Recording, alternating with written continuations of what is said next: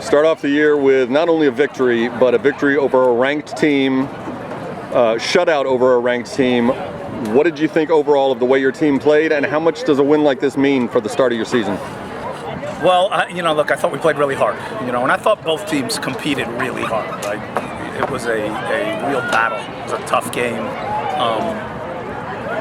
I was really happy with how we competed.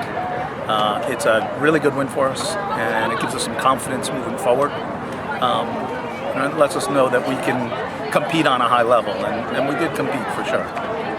At the start of any season, as a coach, you got to iron out some kinks, as every coach does, and you take them to overtime. What's your message to your team as they're still getting used to playing with each other going into overtime? Yeah, our thought was, to try to we pushed Izzy a little bit higher, try to get the ball forward a little bit quicker. When you get in overtime in games like this, it's all like who's going to give in, and how tough are you, and that kind of thing. It was never a real pretty game. But again, as I've said many times here, our kids were really tough. Your game-winning goal comes from your senior captain, Claire Oates.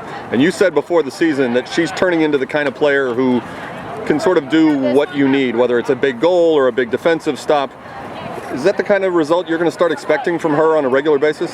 She's fantastic. She's fantastic. She played every minute, and she wins balls on the ground. She wins balls in the air. She's back defending. She's up attacking, and she's become a really, really a talented player, a good player, and a dangerous player.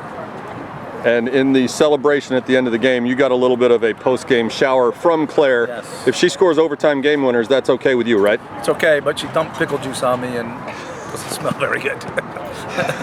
On the other end of the field, you also pitched a shutout tonight. Yes. Katie Brown gets her first shutout, and you had a very young defense in front of her. Haley's a junior.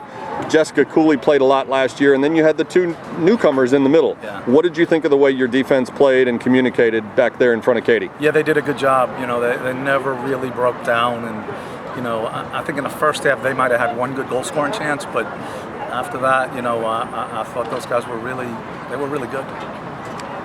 Other than obviously the game winner, what did you think of the offensive chances that your team was able to create? Yeah, I would have liked to see us create more in the run of play. We're really good, you can tell, on corners and free kicks and things like that because we have Claire. But there are other ones as well, but I'd like to see us create more in the run of play. They made it hard on us. Every time we tried to bring the ball down, they swarmed us. You made no secret of the fact that you wanted to raise the level of your schedule, your non-conference schedule anyway, and you've got two tough teams this weekend. Sunday, you've got to regroup and face Oklahoma.